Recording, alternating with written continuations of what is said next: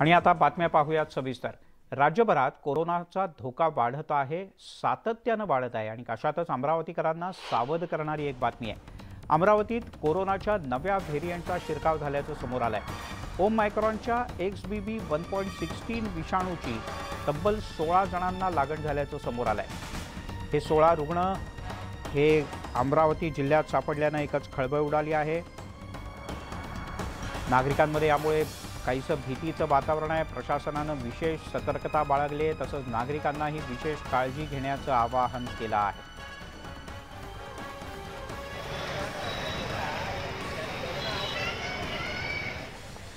आपण काही आकडेवारीवर नजर टाकूयात।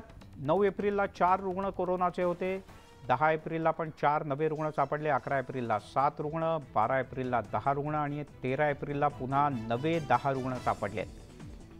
आणि यात नव्या व्हेरिएंटचे रुग्ण आहेत, त्यामुळे प्रशासनाची चिंता काहीशी वाढली आहे। सध्या आपल्याकडे XBB 1.16 या स्ट्रेनचे 16 नमुने 53 पैकी आढळलेले आहेत जिनोम सिक्वेन्सिंगमध्ये। सध्या हा सगळ्यात डॉमिनंट स्ट्रेन भारतामध्ये आढळून आलेला आहे। दिल्लीमध्येही याचे सगळ्यात जास्त रुग्ण आहेत। हा स्ट्रेन जास्त पसरू नये याकरिता वयोवृद्धांनी काळजी घ्यायची आहे, लहान मुलांनी पण काळजी घ्यायची आहे। शक्य झाल्यास मास्कचा वापर गर्दीच्या ठिकाणी करावा आणि पंचसूत्रीचं पालन करावं। गंगा भागीरथीवरून राज्य सरकारने घुमजाव केलाय। गंगा भागीरथी नाव देण्याचा प्रस्ताव होता, निर्णय झालेला नव्हता असा दावा महिला बालकल्याण विकास मंत्री मंगलप्रभात लोढा यांनी केलाय। विधवांना गंगा भागीरथी असा उल्लेख केल्यास समाजामध्ये विधवा महिलांची ओळख जाहीर होईल असा आक्षेप काही महिला संघटनांनी घेतला होता। तसंच महिला आयोगाने सुद्धा या संदर्भात पत्र दिल्याचं मंगलप्रभात लोढा यांनी म्हटलंय। एक महिन्यापूर्वी महिला आयोगाची अध्यक्ष रुपाली चाकणकरने एक पत्र ऑफिशियली लिहिला होता की ते नाममध्ये त्याने 4-5 नाम सुझाव दिले होते, स्वयंसिद्धा, सक्षमा असे 4-5 नाम दिले होते आणि त्याने मी त्यावेळीचे ते पत्र डिपार्टमेंटमध्ये पाठवला होता की तुम्ही याबद्दल काय आहे, तुम्ही मला चर्चा करा। काय निर्णय झाला नाही, निर्णय होणार पण नाही, करायचा की नाही करायचा, करायचं तर काय करायचं असा फक्त असा आहे। त्याबद्दल काय निर्णय झाला नाही, काय काळजीचं कारण नाही।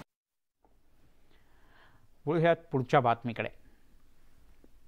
जवळपास 9 महिने आधी 40 आमदारांसह बंडखोरी करणाऱ्या एकनाथ शिंदे यांच्याबद्दल आदित्य ठाकरे यांनी गौप्यस्फोट करत खळबळ उडवून दिली आहे।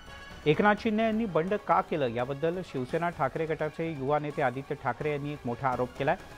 भाजपबरोबर न गेल्यास मला तुरुंगात टाकतील असं सांगत एकनाथ शिंदे मातोश्रीवर रडले होते असा आरोप आदित्य ठाकरे यांनी केला। हैदराबादच्या गीतम विद्यापीठाने आयोजित केलेल्या कार्यक्रमात संवाद साधताना आदित्य ठाकरे यांनी हा गंभीर आरोप केला। आदित्य ठाकरे यांच्या विधानानंतर महाराष्ट्राच्या राजकीय वर्तुळात खळबळ उडाली। बंडखोरीबद्दलचा आरोप प्रत्यारोपाचा वाद आता आणखीन वाढण्याची शक्यता आहे।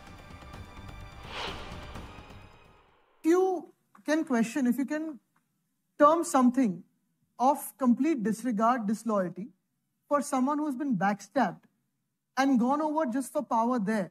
These 40 people have gone for their own seats, nothing else, and for the money.